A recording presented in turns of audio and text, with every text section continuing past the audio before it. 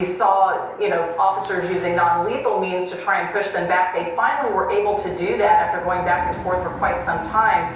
But as you can see from these scenes, it is not over, and the protesters are gathering again. We want to go ahead and go to Fox News correspondent Bill Malugin, who has a lot of experience with this. The protesters are saying that they're doing this because they are against the rounding up of migrants who are here illegally, and they want those people released. But Bill, talk about some of those arrests that have been made. ICE is calling them the worst of the worst, and people that should be off the streets if all of us want safe communities and a safe place to live.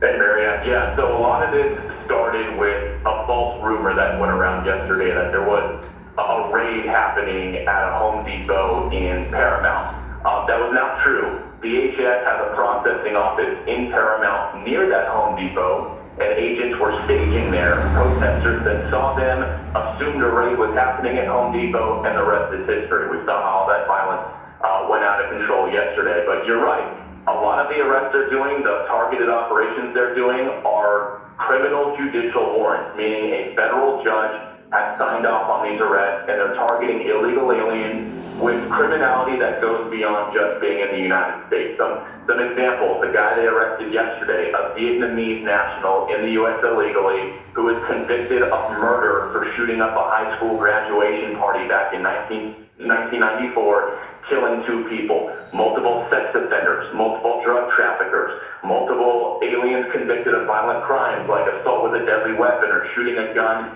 into an inhabited dwelling. Are some people who are just in the U.S. illegally being arrested? Yes, they are. They're what's called collateral.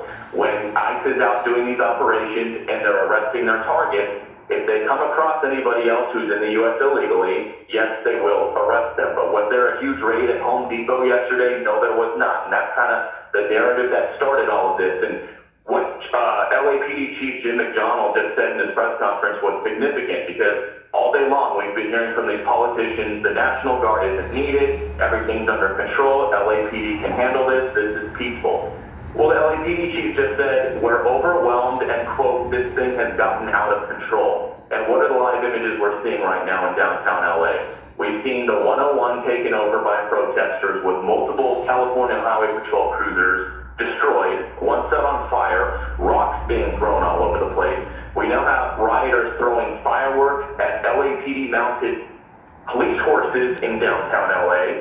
And the sun is going down here in LA, which is never a good thing when we have this civil unrest. This is playing out just like what we saw back in June of 2020 with the George Floyd riots. We had a couple of days of isolated riots and protesting, then people got on the freeway, and then around day 3 or 4 is when things really exploded. So we're going to have to wait and see what happens now that the sun is going down here in LA tonight.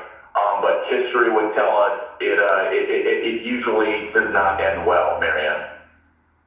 Yeah, and Bill, the chief's saying that they've arrested at least 10 people, but when you look at these images from today, there were thousands of people all, participating in this and doing the throwing of rocks and trying to harm police. Is it surprising that they've only arrested 10 when he said that several officers were injured?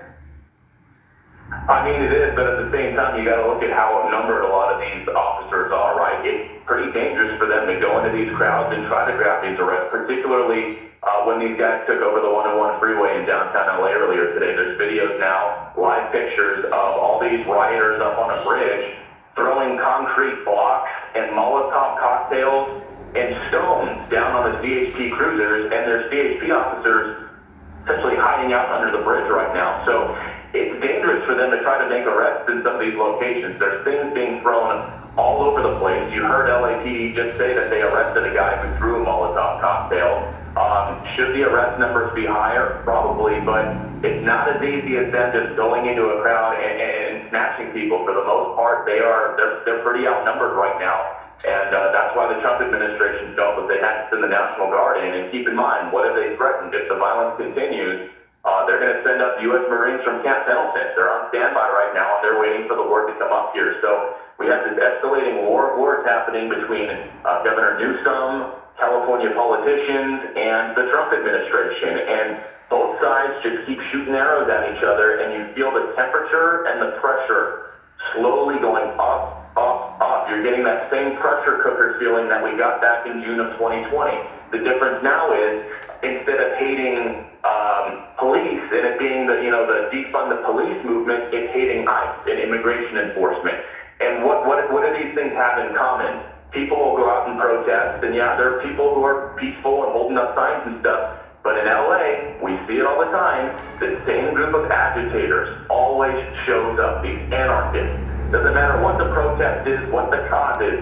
It could be George Floyd, it could be immigration, it could be the Lakers or the Dodgers celebration. They show up and they hijack any movement, and they just cause any rioting, any disturbance, any anti-government function that they can find, which is why you see the anarchy symbol spray painted on buildings. We love dead cops, kill ICE, ISIS, KKK. We want to see dead police. Those are those same anarchists that we always see in LA whenever this unrest kicks off, and unfortunately, those people appear to be mixed in the crowd once again. We're seeing their same symbols all over the place. We're seeing them in these live videos, always masked up, always moving in and slithering around in with the crowd, and they're the ones who are typically causing the biggest issues.